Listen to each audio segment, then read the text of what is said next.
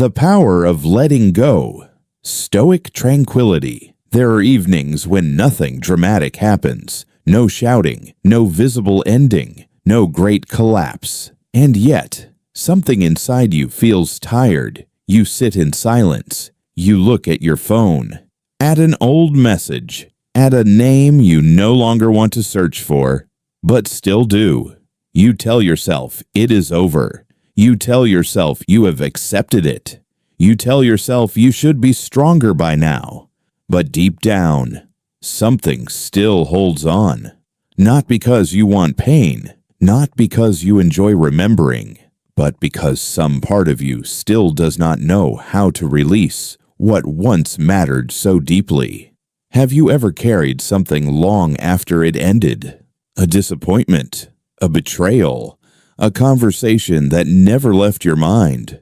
Have you ever smiled in front of others while quietly carrying a weight no one could see? Have you ever grown tired not from work, not from noise, but from the silent pressure of holding too much for too long? This kind of pain is rarely loud. It does not always arrive like a storm. Sometimes it settles slowly, like dust in an empty room. Like tension in the chest, like a thought that returns at night when the world finally becomes quiet. And perhaps that is why it is so difficult, because what hurts us most is not always what breaks us in public. It is often what we continue to carry in private, the memory, the regret, the unfairness, the need for an answer that never came. There is a special kind of exhaustion that comes from resisting reality, from replaying what should not have happened, from wishing someone had been kinder, from hoping the past might somehow change if we suffer over it long enough, but it never does.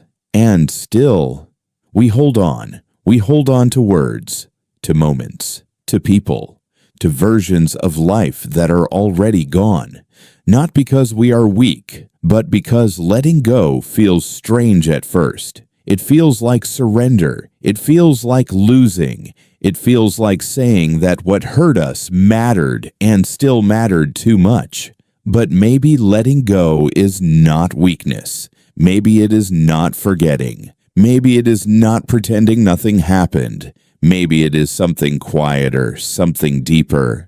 Maybe it is the moment when the soul becomes too tired to keep arguing with life. Maybe it is the moment when a person stops asking, "Why did this happen to me?" and begins very softly to ask, "What is still mine to protect?"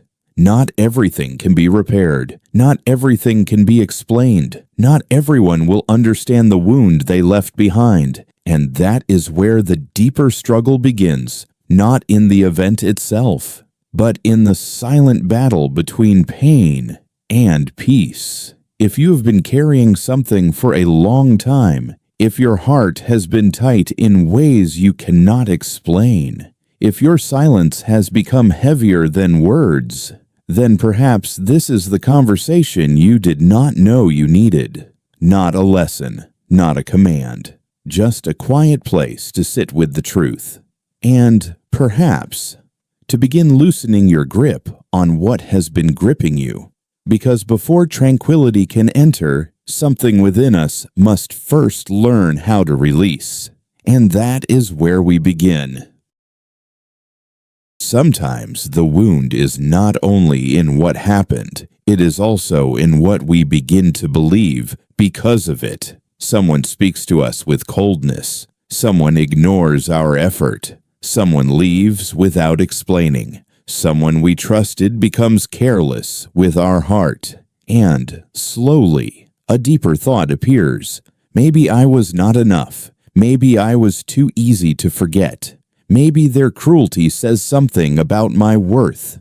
This is where pain becomes heavier, because the event is no longer just outside us. It begins to enter the way we see ourselves. But the Stoic mind asks us to pause here, not to deny the pain, not to pretend we were not hurt, but to look more carefully at what truly belongs to us and what belongs to the other person. People do not act from nowhere. They act from the state of their own mind, from what they understand, from what they fear, from what they have never healed, from the habits they have repeated for years without ever questioning them.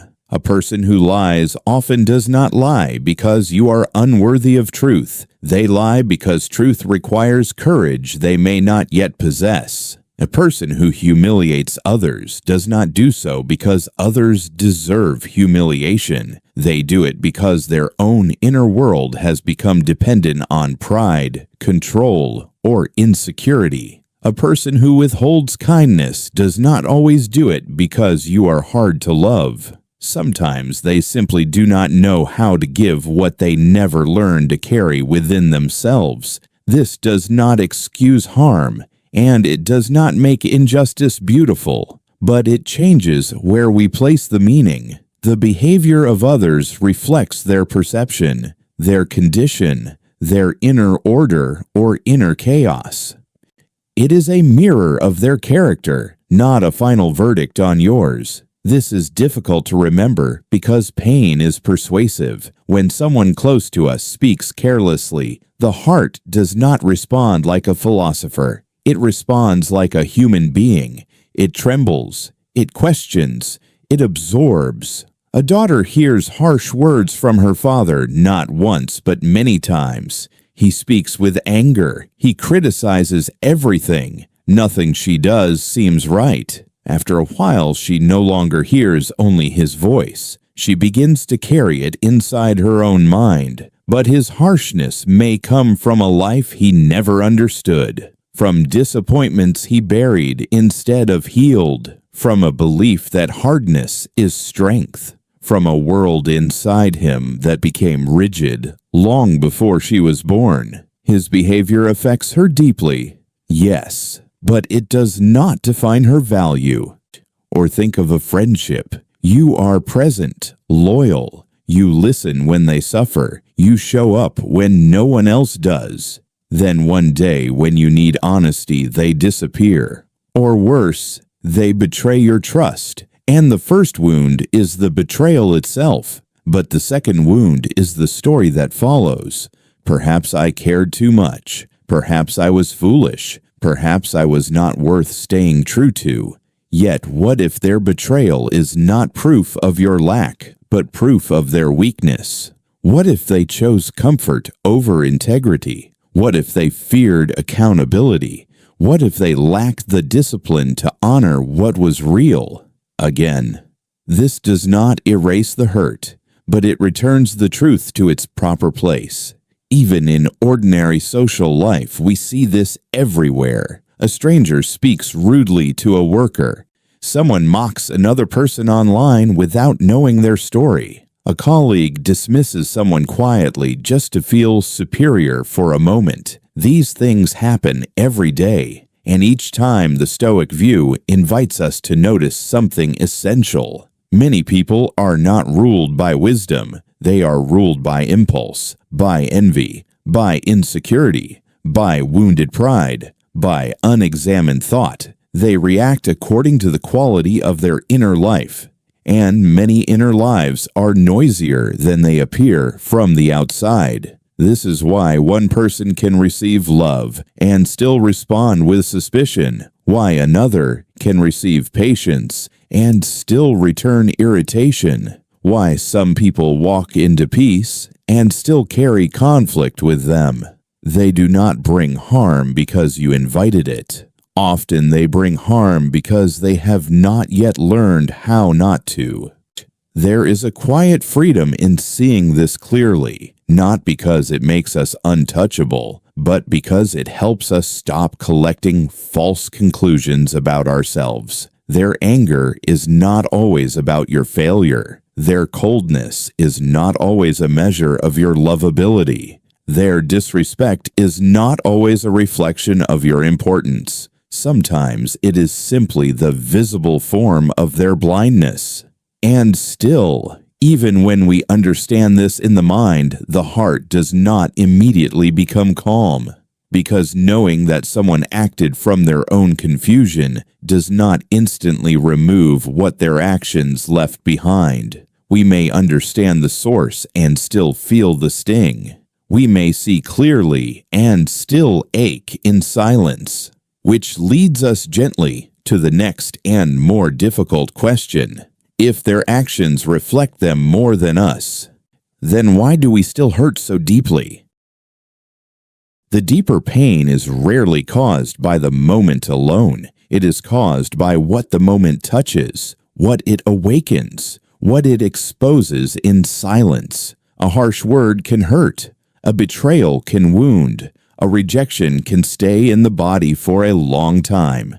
But often, what makes the wound linger is not only what another person did, it is what we were hoping for before they did it.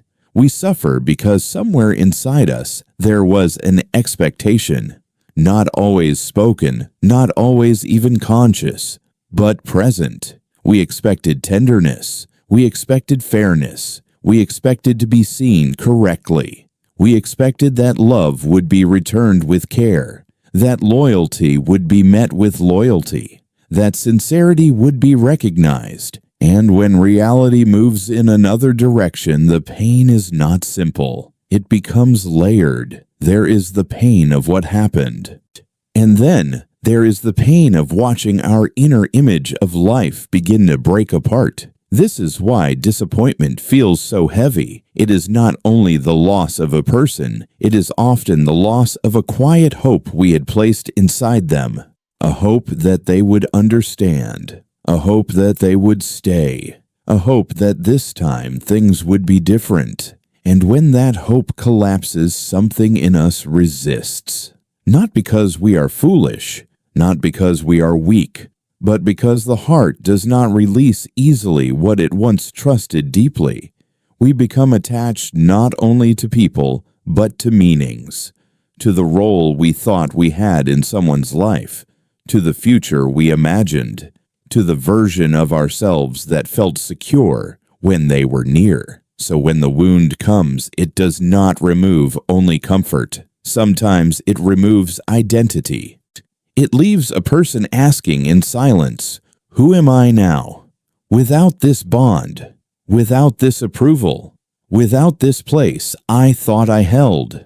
This is where suffering becomes intimate. It enters the unseen places. The need to be chosen, the need to be valued, the need to feel that our existence has landed gently in another human heart. Many wounds grow larger because they touch this hidden hunger to be recognized, not admired by the world, not praised by crowds, just truly recognized, to feel that someone looked at us and understood something real, that they saw our effort, our loyalty, our restraint, our tenderness. And when that recognition does not come or comes and is later withdrawn, the pain can feel strangely ancient, as if it did not begin today, as if this moment has entered an older room inside the soul. Perhaps that is why some hurts feel too large for the event that caused them. A small dismissal, a cold response, a forgotten promise. And yet the ache runs deep because the present wound has touched an old expectation, an old emptiness, an old wish to finally be enough in someone's eyes. This is why suffering often stays even after the event is over. The outer moment passes, but the inner attachment remains. The mind returns to it. The heart circles it. The body remembers it. Again and again we revisit the scene, not always because we want answers, but because some part of us still wants a different ending, still wants justice, still wants warmth, still wants the moment to become what it was supposed to be. And here the Stoic spirit becomes quiet, but very clear. It does not mock emotion. It does not ask the heart to become stone. It does not say that grief is weakness or that pain should be hidden. It knows that emotion rises naturally, like weather across the inner sky, sudden, heavy, sometimes overwhelming, The Stoic mind does not deny the storm. It simply refuses to hand the storm the reins. To feel is human. To be carried away without awareness is where suffering deepens. There is a difference between sorrow passing through us and sorrow beginning to rule us. There is a difference between feeling anger and building a home inside it. There is a difference between being hurt and letting the hurt decide what life means from now on. This difference is subtle, but everything changes there. Because emotions speak first. They move quickly. They make immediate claims. They say this should not have happened. They say this proves something terrible. They say you must hold on until the pain is explained. And sometimes, in the dark, those voices feel convincing. But not every feeling tells the truth. Not every inner reaction deserves authority. Some emotions are honest but still incomplete. They reveal where we hurt, but not always why. They reveal what mattered, but not always what is wise. So the Stoic view does not silence feeling. It watches it, listens to it, learns from it, then waits. Waits before turning feeling into judgment. Waits before turning pain into identity. Waits before allowing one wound to become a philosophy of life. This waiting is not coldness, it is care, a deeper kind of care, the kind that protects the soul from making permanent conclusions inside temporary storms.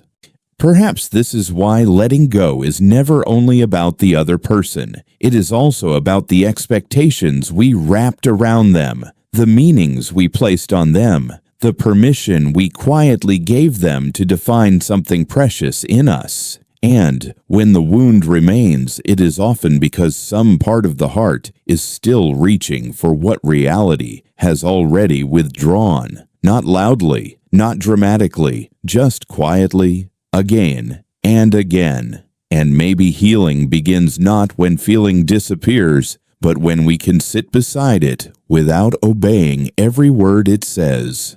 In that silence, something gentler becomes possible.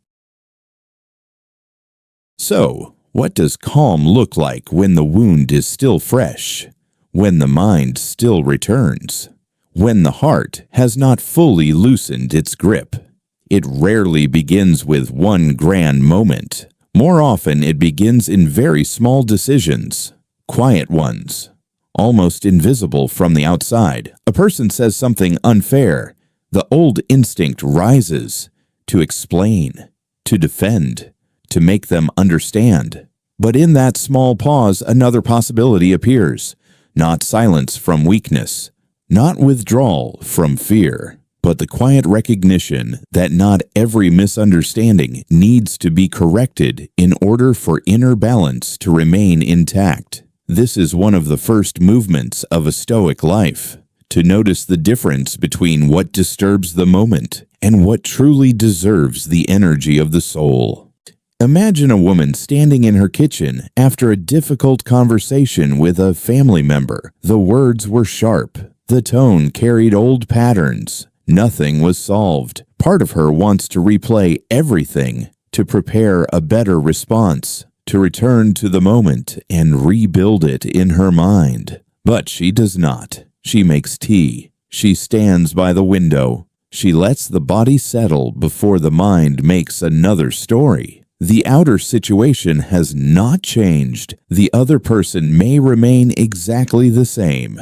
But something important has happened. She chose not to let another person's confusion become the ruler of her inner weather. That is not passivity. That is self-command. And self-command is often quiet. It does not always look impressive. Sometimes it simply looks like not following the first impulse. A man opens his phone late at night. He sees a message that feels cold and dismissive. He knows the feeling immediately, the tightening in the chest, the urge to answer quickly, to protect his pride, to strike back with polished words. Instead, he places the phone down, not because he has nothing to say, but because he understands that a disturbed mind usually creates a second wound while trying to answer the first. By morning, the message is still there, but the mind is no longer burning, and what seemed urgent in the night now appears smaller, clearer, less deserving of the heart's full force. This is another Stoic principle hidden inside ordinary life. Do not hand your inner state to the timing of emotion. Wait. Let the first wave pass. Let clarity arrive before speech, not because emotion is wrong, but because emotion is often too close to the wound to see the full shape of things. There is also the practice of returning attention to what is actually ours. This sounds simple, but in real life it is one of the hardest things to do. A friend becomes distant, replies grow shorter, warmth begins to disappear. The mind immediately reaches outward. What changed? What did I do? How do I fix this? How do I bring them back to who they used to be? But the Stoic mind gently steps in and turns the gaze inward again. Not inward in blame, in responsibility. You may not control their honesty, their readiness, their consistency, their capacity to stay, but you still hold something. You hold the tone of your own response, the dignity of your own conduct, the way you carry disappointment without becoming smaller because of it. You hold whether pain will make you bitter or simply more awake. This does not remove sadness. It does something more stable. It keeps sorrow from pulling the whole self into helplessness. A mother is misunderstood by her son. A friend is forgotten when she needed care. A worker is overlooked despite quiet effort. These things are part of human life. Common, painful, often repeated, but each moment contains a hidden invitation, not to control the other person's mind, not to force recognition, not to chase perfect fairness from the world, only to ask very calmly, what remains mine here? My judgment, my pace, my tone, my values, my ability to remain inwardly ordered even when the moment itself is not. There is a deep relief in no longer trying to govern what was never truly ours. Many people spend years trying to manage the hearts of others, trying to be understood by those who do not know how to understand, trying to earn softness from those who are still ruled by hardness. It is exhausting, not only because it fails, but because it pulls us away from the only place where steadiness can actually be built, within. Stoic practice returns us there again and again, to the place where we choose how to interpret a moment, how long to carry it, how much of ourselves to place inside it. This does not mean becoming distant. It does not mean becoming cold. It means learning that inner peace grows stronger when it is rooted in character instead of reaction. Perhaps that is why the calmest people are not those who were never hurt. They are often the ones who slowly learned not to chase control through other people. They learned to sit with discomfort without adding noise, to feel disappointment without becoming owned by it, to let the world be imperfect without demanding that the soul become equally disordered. And this practice done quietly over many ordinary days begins to create something gentle, not hardness, not distance, not indifference, something steadier, a softer breathing, a clearer mind, a heart that no longer rushes to wrestle every passing pain. And in that space, there is a kind of lightness, not because life has become easy, but because the inner grip has become looser, because at last the soul is no longer trying to control every hand that once let go of it. It is simply learning how not to let go of itself.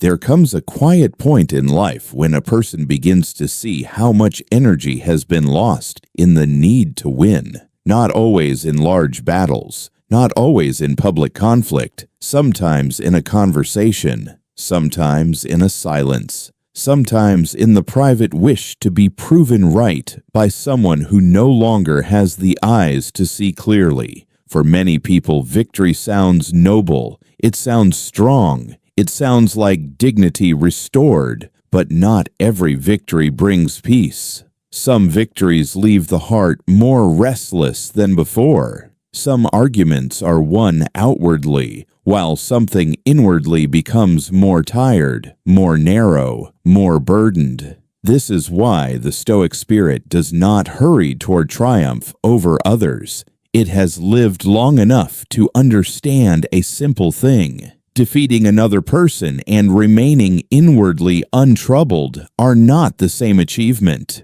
You may win the argument and lose your evening. You may have the last word and still carry the conversation like a stone in your chest. You may prove someone wrong and yet feel no real relief when the room becomes quiet again. Because what the ego calls victory, the soul often experiences as continued attachment. To win against someone usually means you are still tied to them, still leaning toward them, still asking them in one form or another to confirm your position, your value, your strength.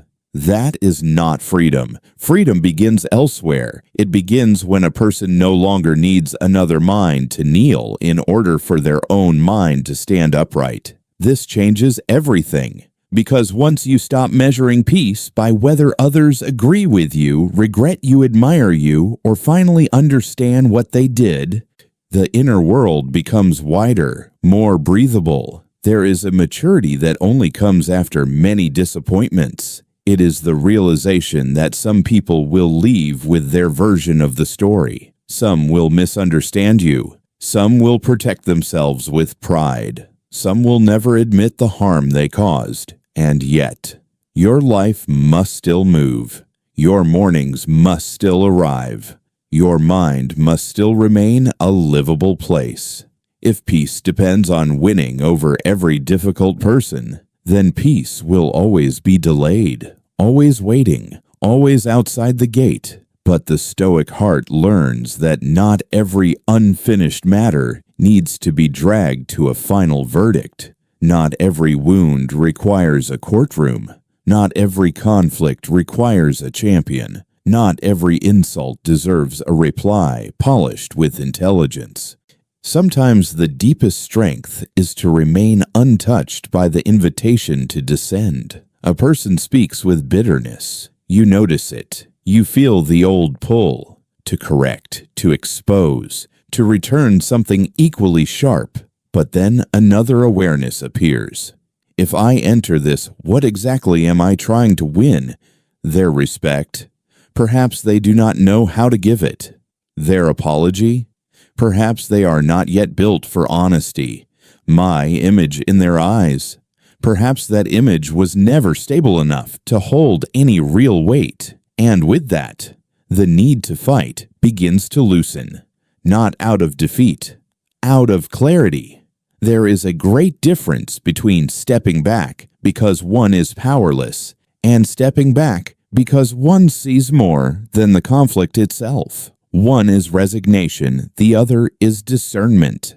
The Stoic does not avoid struggle because struggle is frightening. The Stoic simply does not worship unnecessary struggle as proof of importance. To preserve the mind is sometimes the higher act. This becomes especially clear when we look at the hidden cost of always trying to win. To win over another person, you must keep revisiting the injury, keep feeding the mind with details, keep returning to what was said, what should have been said, what you will say next time.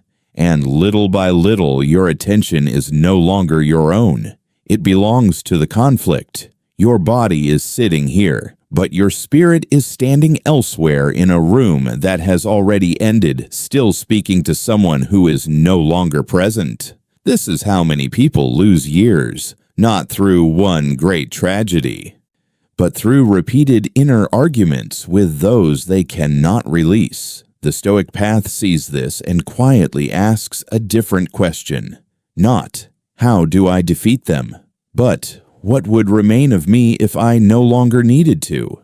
That question has space in it, light in it, breath in it, because the moment you stop needing victory, you begin to discover another form of power, the power of not being pulled, the power of not explaining yourself to every passing judgment, the power of leaving some doors closed without standing behind them in anger. There is something profoundly liberating about no longer arranging your peace around the reactions of others. You do not need every misunderstanding corrected. You do not need every insult balanced. You do not need every loss redeemed through visible proof that you were stronger. Sometimes strength is quieter than that. Sometimes strength is walking away with your mind still intact. Sometimes strength is allowing another person to keep their confusion without carrying it home inside you. Sometimes strength is seeing clearly that the urge to win was only another form of being captured. And once this is seen, the whole landscape changes. You begin to understand that peace is not a prize handed to the one who argues best, or dominates most, or leaves the deepest impression on others. Peace belongs to the one who can remain inwardly ordered without demanding that the world take a certain shape first. This does not make life empty. It makes life spacious. It gives back your attention, your evenings, your breathing, your ability to walk forward without dragging a courtroom of old voices behind you. This is the freedom the Stoic life quietly protects. Not the freedom to control everyone, not the freedom to be praised, not the freedom to always be right in public. A deeper freedom, the freedom to remain whole even when others remain unresolved. The freedom to leave a contest that was draining the soul without calling it failure. The freedom to understand that peace of mind is not smaller than victory. It is greater, because victory over others lasts for a moment. But freedom within oneself can change the whole direction of a life. And perhaps that is what it means to finally loosen the old hunger, to prove, to defend, to conquer, to simply walk on. Like a traveler at dusk leaving behind a noisy road and following a quieter path where the last light rests gently on the ground and every step away feels more like returning than leaving. In the end, nothing in this path asks a person to become colder. It asks for something quieter, to see clearly, to feel honestly, to carry pain without letting it become a throne inside the mind. Perhaps that is why this way of living often looks simple from the outside. No dramatic victory, no loud transformation, no perfect ending. Just a human being learning little by little how not to be ruled by every wound, every reaction, every passing shadow. There is something deeply human in that. To be hurt and still remain gentle. To be disappointed and still remain inwardly upright. To lose something and still not lose yourself. This kind of peace does not arrive all at once. It is not found in one idea, or one moment, or one beautiful sentence. It grows slowly, in pauses, in restraint.